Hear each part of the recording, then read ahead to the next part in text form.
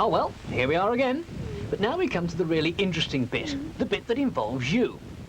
We've looked at sugar, tea, aluminium, rubber and cotton as examples of the many things we use from other countries. It seems that, like it or not, paying fair prices and allowing fair trade is something we should think a great deal more about. Many of these things have got to be worked out between governments. But what can we do? What can you do, on your own or with your friends?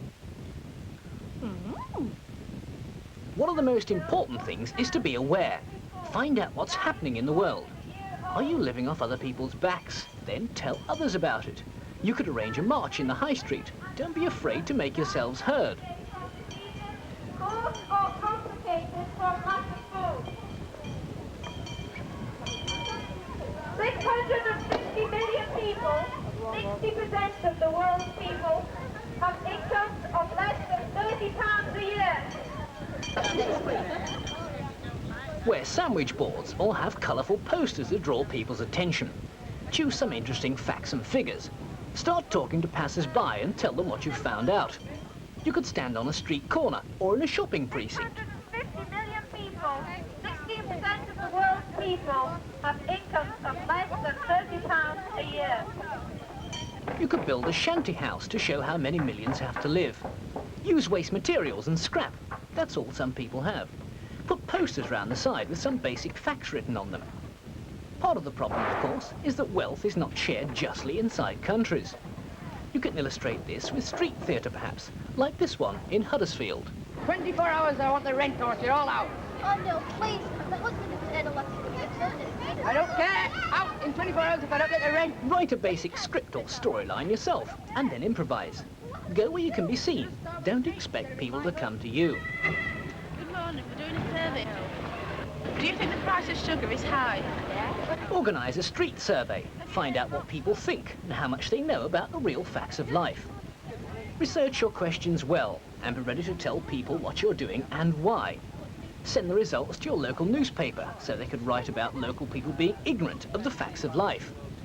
And you can also tell them what you think should be done.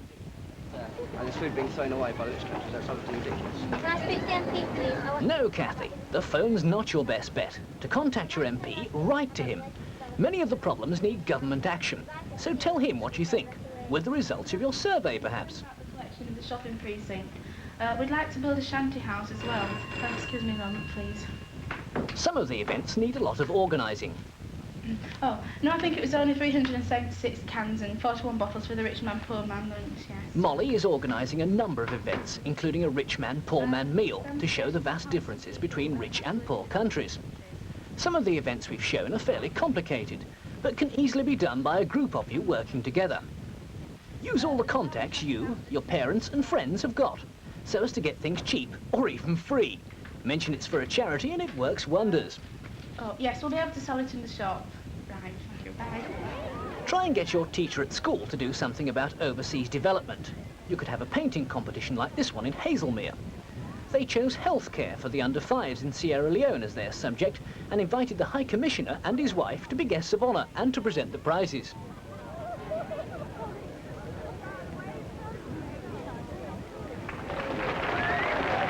You could also link the subject you've chosen to your other work in geography or social studies. Village fetes, county fairs, agricultural shows, all these sort of events have stalls and sideshows. This is the place for you to be.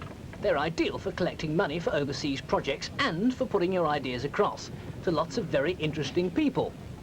Well, quite interesting people. You could collect things in the weeks before and then sell them on a stall. This group collected books, lots of them. They always sell well. Set your imagination to work. Think up some weird and wonderful games. They could be general ones like this, or they could be games that tell people about world development at the same time. But the important thing is to make them interesting and exciting, so you'll attract plenty of customers.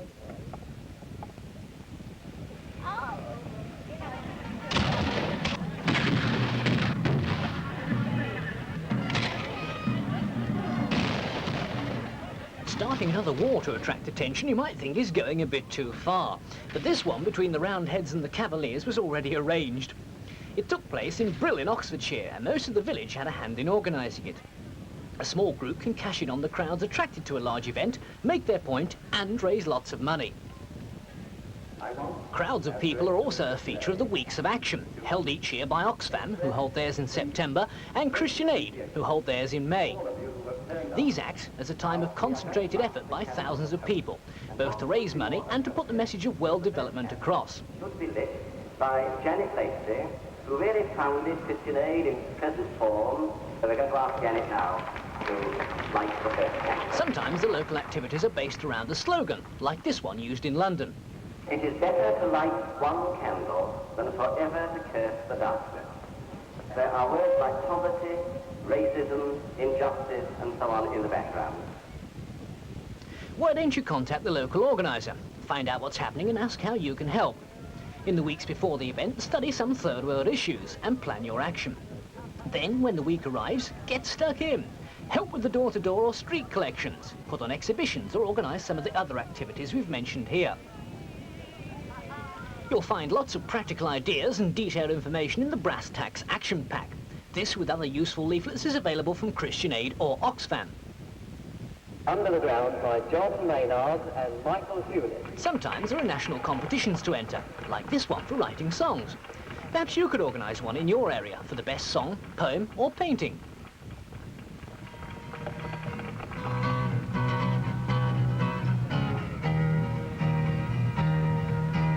Under the ground is the bubbling bright water.